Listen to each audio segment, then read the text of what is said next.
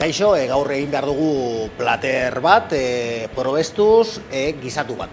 Zeran beste egun batean egin genuen gizatu bat, eta sobratu da, eta emango diogu buelta bat. Egingo dugu errezeta bat oso erraza, hemen baitut nahiko 8 ingrediente, eta egia da falta baldin bazaizuen baten bat, ez dela importa. Lehenengo gorrituko ditugu kakahueteak, horretarako, besterik ez, lapiko batean bota. Oli hori gabe, ezer gabe, zeren kakahueteia berez koipe asko dute eta ez dute ezer gehiago behar. Orain kenduko ditugu ja lapikotik.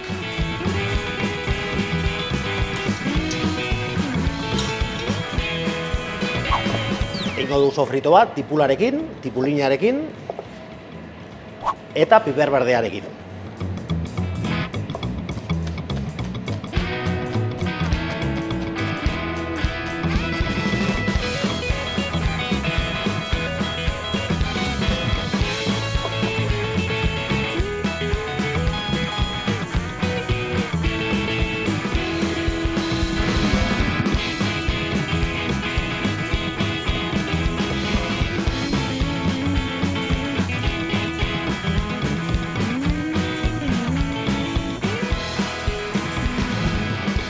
Olio pizka bat botako dugu, eta tipulina eta piper berdea, barrura.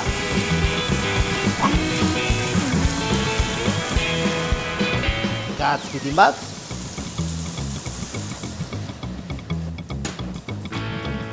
Eta botako diot kaiena erdi bat. Nik uste horrekin nahikoa izango dela, puskatuko pizka bat, horrela.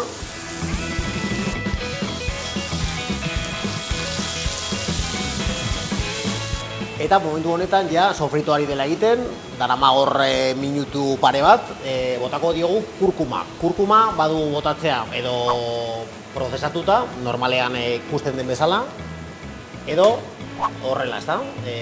Hau egin behar dena da zuritu eta raiatu. Zuritzeko egiten da normalean jengibrea bezala, ezta?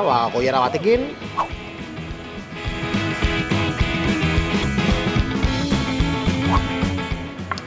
Oso kolore polita du.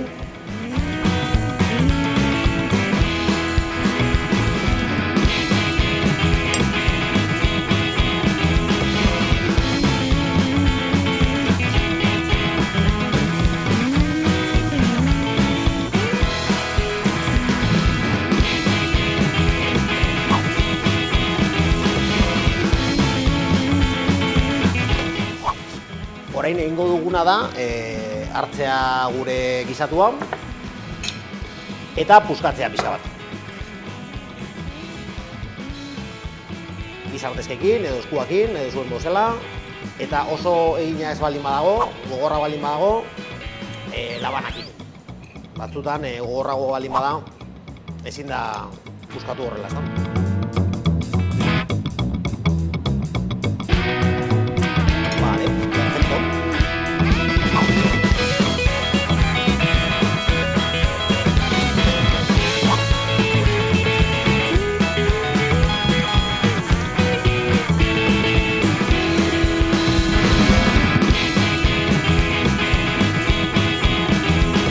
Botako diote ur pizka bat, eta utziko dugu egosten 2 edo 3 minutuz.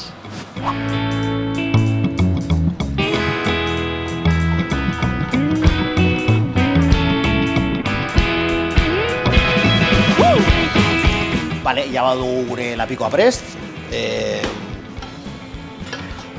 Egon da zutan 5 minutuz. Ja saltzak hartu pizkate, loditu da pizka bat, baina ez gehiegi, zeren ez dut nahi ere loditzea gehiegi.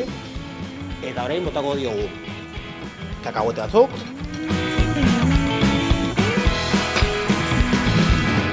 Limoi zuko pizka bat.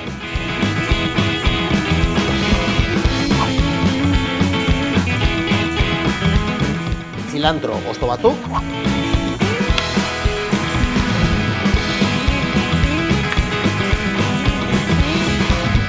Eta perezil pizka bat ere bai.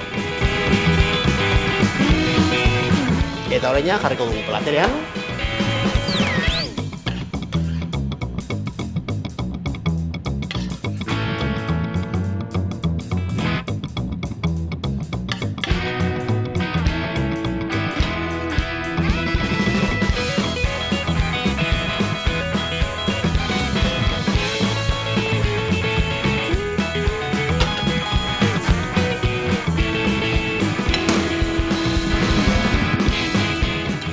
arroz koiarakada bat, goian.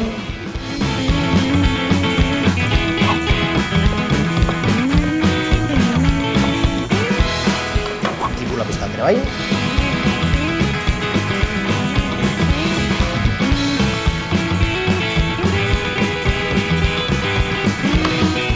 Limoi pizkat ere bai.